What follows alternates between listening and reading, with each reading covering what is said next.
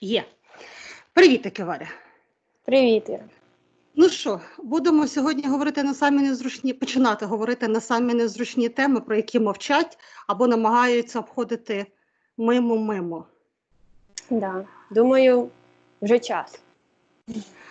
Дискримінація в останній час, по крайній мірі останні 2 тижні, таким досить голосним є звуком. Це не просто слово, це є якась певне соціальне явище, яке набуло такого широкого розголосу. Ми зараз не будемо говорити про расову дискримінацію, але в моєму вигляді, тобто так як я бачу, дискримінація не має ні кольору шкіри, ні інших особливостей. Тобто я думаю, що сильно відділяти не прийдеться. Скажи мені, будь ласка, в яких проявах ти зустрічала? Тобто ти у нас є представником ЛГБТ-спільноти. Скажи мені, будь ласка, ти, живучи на українському просторі і на канадському просторі, вони схожі, вони різні. От як ти себе відчуваєш? Да, я хочу взагалі почати розмову з такого широкого опису, трошки про мій бекграунд. Я українка, народжена в Україні, в Києві. Більшість абсолютно свого життя прожила там. В Канаді є тільки 5 років, з них останні 3 в Торонто. І дійсно я належу до ЛГБТ-спільноти, або, як кажуть зараз, до квір-спільноти, бо це такий більш парасольковий термін. Тому мої відчуття щодо дискримінації, вони насправді дуже залежать від ком'юніті, від громади, в якій ти знаходишся. Я поїхала з України частково, тому що я зрозуміла, що я не зможу побудувати своє життя вільно в Україні, будучи собою. І, звичайно, що я, оскільки ми зараз вже говоримо на ці теми, я хочу боротися проти дискримінації, я хочу, щоб ці правила змінились для всіх і для тих людей, хто не може поїхати з України або не хоче поїхати з України. І це мої такі перші baby steps в цьому питанні. Але для мене все ж таки першим було забезпечити свій власний тил, тому я приїхала сюди.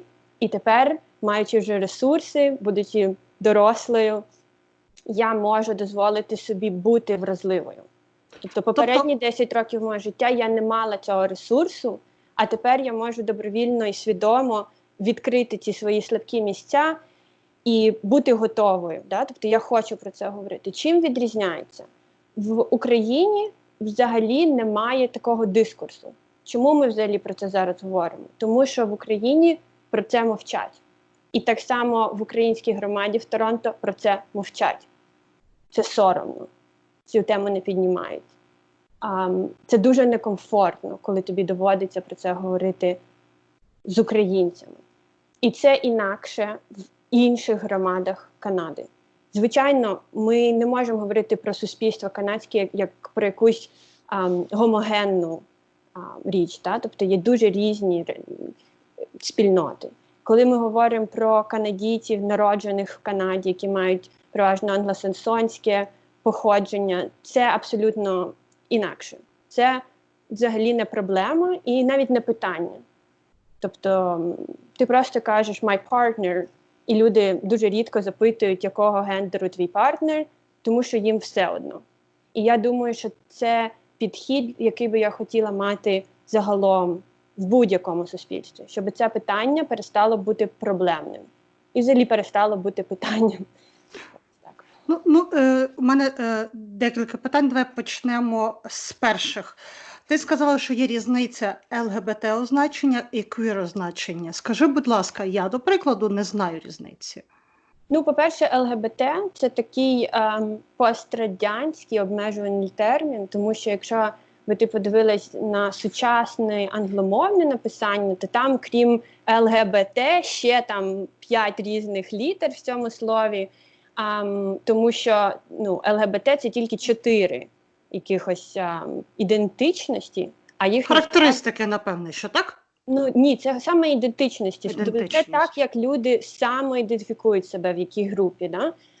І є ще там купа інших нюансів, як люди по-іншому себе ідентифікують. Скажімо, є асексуальні люди, є там ще купа різного всього. А квір – це пересольковий термін, який, грубо кажучи, відсікає гетеросексуальних людей, і всі інші – це квір. Тобто, якщо ти будь-в якому питанні не відносиш себе до тої найбільшої групи гетеросексуальних людей, і гендерно так само ти можеш не тільки в сексуальності, можеш в гендері не відносити себе, наприклад, до якогось жіночого чи чоловічого гендеру, значить ти квір. Ну і, чесно кажучи, дуже часто люди можуть не бути в достатньо комфортному середовищі, щоб детально описувати свою сексуальність. Ти кажеш, що ти квір, або там гендер, і просто людина розуміє, що ти не в цій більшості, скажімо. Мене от цікавить питання, чому взагалі для людей важливо характеризувати будь-кого, називати будь-кого, тобто чому потрібно комусь надавати статусу? З одного боку, це, можливо, дасть якусь розуміння людей, а може це навпаки додає ярликів? Як ти це бачиш? Я бачу це якраз як ярликування і як стереотипізацію. Ну, тобто людина, наш мозок, він побудований таким чином, що ми не можемо охопити все різнобарв'я світу, і ми стереотипізуємо все. Події, людей, якісь явища, тобто це нормально. Але на певному рівні ти можеш усвідомити це і перестати це робити. Да? Тобто люди вважають, що якщо ти, наприклад, гей, то ти там манерний, ти там, не знаю, носиш каблуки чи там ще щось. Тобто є якийсь певний образ гея в пострадянському суспільстві, да? В пострадянських суспільствах, який навішується на цю людину. Чи якщо ти там лесбіянка, то ти мусиш там бути по факту чоловіком, недочоловіком, да, там якось так поводитись. Насправді, твоя сексуальність не має визначати тебе як людину. От, ну, наприклад, я особистість, я людина, я маю цінності, я маю певні там інтереси, свою історію. Я унікальна, тільки я така є. І це просто одна з характеристик того, яка я є. Це не є основоположним чимось в мені. Чинником у твоєму формуванні, так. Ні, абсолютно. Але ти знаєш, от дивись, наскільки я знаю, люди схильні до ярликування заради того, аби почувати себе в психологічній безпеці. Тобто ми знаємо, що чорний колір – це є чорний, білий – це є білий, дощ – це є мокро, гроза – це може бути небезпечно. Можливо, це їм потрібно для того, аби відчувати себе. Тобто в них є подібні стереотипні уявлення, і вони себе у спілкуванні з цією людиною можуть стримувати, не говорити, наприклад, неприпустимих речей. Скажи, ця межа, вона існує?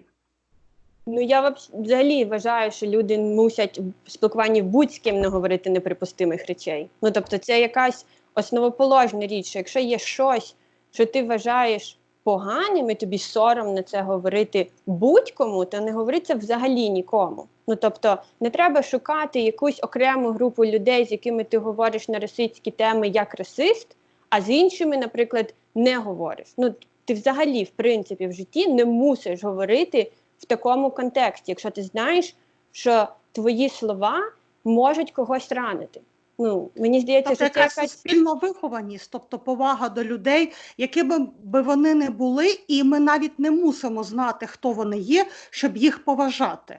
Звичайно. Ну, мені здається, що це якась базова взагалі людяність має бути. Да? Тобто, наприклад, якщо я говорю з людиною, і я бачу, що в неї є там руки-ноги, я не можу собі дозволити якось там погано говорити людей, яких там немає певних кінцівок. Ну, просто тому, що я взагалі в житті не мушу говорити погано чи якось без відповідної поваги про будь-яку людину.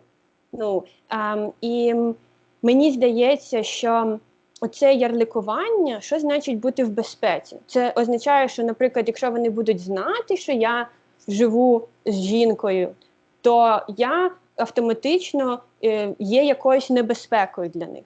Ну, насправді нічого в мені не змінилося. Я ж це та сама людина. І чому це має бути чимось небезпечним? Ну, я, власне, мала на увазі психологічну оцю стабільність, безпеку, бо люди деколи, коли стикаються з незвичними для них явищами, вони відчувають стрес. І вони намагаються якимось чином знайти якусь підпорку, якусь основу для свого світобачення, щоб сформувати свою думку і відчувати в цьому свою безпеку. Але ти дуже гарно знайшла відтінок поваги в будь-якому ракурсі. Тобто ми дійсно не потребуємо підпорки для того, щоб бути людиною. Ми не повинні шукати причину бути людяними і один одного розуміти. Звичайно. Ну, я розумію, що люди хочуть якось знайти, їм некомфортно, вони з цим раніше не стикалися. Але моя основна, мій меседж, взагалі того, що я хочу сьогодні сказати, це те, що сексуальність чи гендер не мають визначати людину. Тобто я є собою, незалежно від того, з ким я зустрічаюся. І якщо ви хочете дізнатись про мене, давайте поговоримо, давайте підемо на каву, давайте поговоримо про наші цінності. Тобто це не є моїм стрижнем. І це просто деталь, яка нічого не змінює про мене. Тому я не хочу, щоб люди вішали на мене певні ярлики. І я так само знаю, що я просто є собою, я не є представником всіх ЛГБТ чи квір людей. Це просто це моя думка, це мій життєвий досвід. І я впевнена, що в інших людей є інша думка і інший життєвий досвід. Відповідно, не можна, наприклад, сказати, що якщо ви поспілкувалися зі мною, ви знаєте всіх квір людей. Так само, як поспілкувавшись з одним українцем, ти не можеш сказати, що ти знаєш всіх українців, чи всі українці так думають, чи так роблять. Це оця конкретна людина, вона така, а інша людина абсолютно інакша. Дуже гарна паралель. До речі, повертаючись до України, ти говорила про те, що в Україні не мала змоги зібрати ментальної сили, щоб відчувати себе в безпеці. Ти вже тут 5 років, можливо, в Україні щось змінилося. На твою думку, Україна здатна вибратися з цього такого первісного ментального ладу і сформувати суспільство більш відкритому ракурсі? Я думаю, що нічого не відбувається саме по собі. Я не була в Україні 2 роки, майже 2 роки, але до того я їздила кожне літо. І я досі досить так прискіпливо моніторю різні організації, я бачу, що вони роблять. Я знаю, що є дуже серйозний, організований, структурований рух в Україні. Є Київ Прайд, Харків Прайд, інші організації, які захищають гендерну рівність, які розвивають толерантність, які борються за права людей з обмеженими фізичними можливостями. Тобто в Україні є велика когорта людей, яка працює над тим, щоб щось змінилося. Нічого не зміниться саме по собі. Не може бути так, що завтра всі прокинуться і раптом це не матиме значення. Так само і в Канаді. Не буде так, що через 5 років, наприклад, все буде інакше. Саме тому я і починаю говорити про це зараз з надією, що, можливо, через 10 років щось буде інакше. Бо, знову ж таки, якщо відсутність дискурсу гарантує, що нічого не зміниться, поява дискурсу може дати нам шанси на те, щоб люди почали якось переоцінювати свої позиції. І саме для цього, я думаю, що ми це робимо. Для мене в Україні суспільство, був мій дуже близький, моє коло спілкування, мої друзі, вони мене приймали. Тобто я не переживала якогось, скажімо, фізичного насилля в Києві, мене не били на вулиці. Але бо є люди, яких били. Да? Тобто ми зараз, ти розумієш, що ми про українське суспільство говоримо в означенні «я себе відчуваю добре, тому що мене не били». Да. Я чітко це усвідомлюю, що при тому, що я вважаю, що мені повезло з друзями, для яких це, тобто мені ніколи не сказали, я не буду з тобою розмовляти через це чи щось таке, тобто мене прийняли мої близькі люди. Але при цьому ти все одно живеш в таємниці. Тобто я зрозуміла чітко це про себе в 16 років, почались мої перші стосунки одностатеві. Зараз мені 27, тобто пройшло 11 років. Я тільки рік назад змогла сказати своїй мамі про це. Тобто 10 років ти живеш в таємниці. І ти не можеш нормально жити з цим. Тобто Є така штука, називається інтерналізована гомофобія. Це коли ти ставишся гомофобно сам до себе. Це стається тому, що моє покоління все ж таки виросло на там мультиках, на книжках, взагалі на суспільному понятті про те, що є тільки один єдиний спосіб любити правильно. От кохання, тільки так і так. В якийсь момент ти усвідомлюєш, що ти відчуваєш якось інакше. І, відповідно, ти неправильний, ти поламаний, з тобою щось не так. Ти борешся з цим відчуттям. Ти намагаєшся себе переконати роками, що насправді це не так. Ти насправді відчуваєш якось інакше. А це просто отак сталося, ти будеш це ігнорувати. В якийсь момент, там, 5 років, наприклад, пізніше, ти розумієш, що окей, тобі треба якось face-to-face confront, да? Тобто зрозуміти, що ні, окей, треба щось з цим робити. Але повірити внутрішньо в те, що ти чогось вартий, ти не можеш. Тобто люди чомусь, особливо в українському контексті, дуже часто кажуть, що ну окей, хай вони там щось собі роблять у себе в ліжку в своїй спальні, навіщо це виносити Не ходіть мені тут під вікнами лише і не показуйте. Не говоріть, і взагалі, окей, якщо ти говориш, що це не має значення, навіщо ти взагалі про це говориш? Там, типу, роби собі, що хочеш, головне, щоб нас це не стосувалося взагалі ніяк. Люди не розуміють, що ти як людина взагалі не можеш функціонувати, якщо тобі за самого себе соромно. І якщо твоїм близьким за тебе соромно. Да? Якщо ти мусиш весь час приховувати про себе щось, тобто в тебе є така одна велика непідйомна таємниця, за яку тобі соромно, ти не можеш себе любити. Бо це така деструктуризація свого власного я відбувається. Абсолютно, бо сором і любов не може жити в одному місці. Сором випалює любов. Тобто в тебе ти живеш з такою величезною дірою, яка впливає на все твоє життя. От, наприклад, я там працюю, я хороший співробітник, я закінчила класно проекти, мені мій там колега каже, ти там молодець, ти класно впоралась. А всередині в тебе звучить голос, який каже, а якби він знав, чи вона знала про те, яка я, він би ніколи так не сказав. Тобто це, оця твій внутрішній сором, він впливає на все. Бо ти ніколи не можеш бути достатньо хорошим. Бо в тебе є оце щось, що псує абсолютно все в твоєму житті.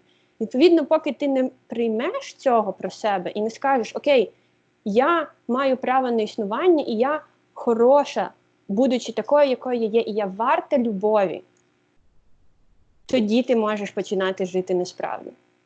Ну, і, напевне, це буде означення цієї любові суспільства, коли люди виходять на вулицю, щоб сказати, люди, зверніть увагу, ми існуємо, і прийміть, будь ласка, нас такими, які ми є, нам багато не треба. А суспільство каже, ні, ви будете в нас як дитина-інвалід, яку треба заховати на задньому дворі, щоб гості не бачили. Да. Тобто, коли тебе досі, в Україні мене досі ховають, там певні близькі мені люди, вони досі не можуть визнати це про мене, да? І кожен раз це дуже боляче, тому що ти перестаєш розуміти, от як ти можеш там піти кудись, там, не знаю, в гості і брехати людям в обличчя. Бо по факту, коли тобі кажуть, не кажи про це, а люди ж тебе питають, да, там, а як ти живеш, а з ким ти живеш, і ти мусиш їм брехати. От коли тобі кажуть в обличчя, ти мусиш брехати, це значить, що їм за тебе соромно. А знову ж таки, сором і любов разом не можуть співіснувати. Про виходи на вулицю. Це не тільки про суспільство назовні, да, про якесь більше суспільство, яке мусить тебе прийняти, якому ти говориш, окей, я тут. От я зараз приходжу в громаду і кажу, я тут вже 3 роки, я існую. І наразі в мене є така конфлікт ідентичності, бо я українка. Я народилась в Україні, я виросла в Україні, я ідентифікую себе як українка, я хочу, щоб мої діти були українцями, я хочу, щоб вони розмовляли цією мовою. І при цьому я не можу бути українкою і квір водночас. Тобто, як тільки я розумію, що я квір, мене автоматично, по факту, виключають з українського суспільства. Мені немає там місця. Взагалі. І моїм дітям не буде там місця. І я хочу, щоб воно там з'явилося. Я хочу, щоб ці ідентичності... Секундочку. Варя, одну секундочку. Алло? Да. У нас була втрата зв'язку на якусь секундочку. Ти говорила про те, що якщо стає питання, чи ти українка, чи ти квір, тобто воно в ментальності взагалі людини не може бути одним єдиним цілим. Ні, в Я правильно ментальності тебе в мене, наприклад, все дуже чітко може, і Ні, воно ні. є, але в громаді, от як мене там сприймають, і в Україні так само, воно не може, бо наратив української ідентичності взагалі не включає людей, які не є гетеросексуальними. Так само не включає людей, які не є білими, і там ще по ряду деяких ознак. Тому, от коли я, наприклад, приходжу на український фестиваль, і там дуже архаїчне і архетипічне уявлення про українців. А є от я, абсолютно з плоті і крові, наразі існуюча, і я ніяк не потрапляю взагалі в цей опис. І я не можу привезти свою дівчину, бо нам дуже некомфортно. Я пробувала, да? Тобто їй екстремально некомфортно, мені екстремально некомфортно. І, наприклад, я би хотіла, щоб мої діти, які, наприклад, будуть народжені в Канаді, могли теж бути українцями, щоб вони могли говорити цією мовою, щоб вони могли бути частиною цієї культури. А наразі нам місця там немає. Місця немає. І я хочу створити це місце, принаймні спробувати створити це місце для того, щоб я могла повноцінно бути собою. Да? Просто люди якось не дуже розуміють, мені здається, люди, які не стикались з тим, да? Що це не є вибір, це просто так сталося. Я народилась в Україні, я українка, я не вибирала, це так сталося. Я народилася такою, я так відчуваю, я люблю цю людину. Так сталося. Тобто ні один елемент з цього не був моїм вибором. Так. І напевне, якби я могла вибирати, я би такого не вибрала. Бо хто хоче вибирати щось настільки складне і болісне? Ніхто. Тобто ти мусиш просто навчитись жити з тим, що вже є фактом твого життя. Так. Знаєш, що би хотіла тебе запитати? Звичайно, без конкретизації, але чи ти відчувала відкриті чи приховані факти дискримінації в нашому канадському суспільстві, в українській громаді? Якщо чесно, це мій такий перший публічний взагалі coming out, вихід. Я мало про це говорила. Я, в принципі, як людина не дуже люблю говорити про якісь особисті стосунки, там, публічно чи навіть на роботі. Да? Тобто, і завжди це дуже обережно. Тобто ти там з людьми спілкуєшся місяцями, там, намагаєшся якось зрозуміти, чи вони тебе приймуть, чи можна взагалі про таке говорити. Бо, звичайно, ти не хочеш потім сидіти в кабінеті з людиною, яка тобі в обличчя каже, там, ти хвора. Тобто є такі моменти особистого комфорту і взагалі якогось адекватного життя, чи там співжиття з кимось. Тому, по-перше, я свідомо уникала взагалі української громади. Тобто це був, коли я зрозуміла, що ситуація така, і мені некомфортно, і я поїхала з своєї рідної країни, щоб почуватися нормальною людиною, і в цій новій країні, яка стає мені домом, я знову почуваюся так, ніби я якийсь хворий, незрозуміло що. Я взагалі перестала спілкуватися в українській громаді. Да? Тобто в мене дуже-дуже мало друзів з української громади. А там, де мені потрібно було стикатись з такими людьми, то я, знову ж таки, дуже обережно взагалі про це говорила з часом, але не зважаючи на це, наприклад, мій колишній роботодавець був відкрито гомофобною людиною. Тобто, я вам розкажу, що на моїй співбесіді, першій на роботу, мені потрібна була дуже робота для документів, тобто це в будь-якому іншому випадку я би взагалі просто встала і вийшла, але були такі обставини життя, що ти мусив ніби лишитись. І на моїй співбесіді людина мені казала, я не розумію, навіщо прайди, навіщо ці хворі люди виходять на вулицю. І це стається тому, що я не виглядаю так, як вони думають, я мушу виглядати. Стереотипно мала би виглядати. Да, тобто, оскільки я виглядаю дуже фемінно, я поводжуся фемінно, і я так і почуваюся про себе, да? А це не є якимось навмисним, да? Це просто от я така, і люди думають, що така людина, як я, яка виглядає так, як я виглядаю, не може зустрічатися з жінкою. Ну, тобто, Ну, тобто тобі в будь-якому випадку, ти вже знаючи, як реагує суспільство, ти навіть перебуваючи за кордоном в тих рідкісних моментах, контактуючи з нашою громадою, ти все одно діяла по стереотипним уявленням обережності. да. Я Ну, правильно тобто, так, розумію? ніби я говорю з українцями в Україні, і навіть що дуже було сумно якби визнати, що, якщо чесно, в дуже багатьох випадках українська громада в Торонто, наприклад, вона ще більш гомофобна, більш традиціоналістська, ніж навіть в самій Україні. Ну, тобто, принаймні в Києві, в якому я жила, да, я ж там не жила десь в селі, наприклад, ну в якомусь, а в Києві люди все ж таки більш прогресивні.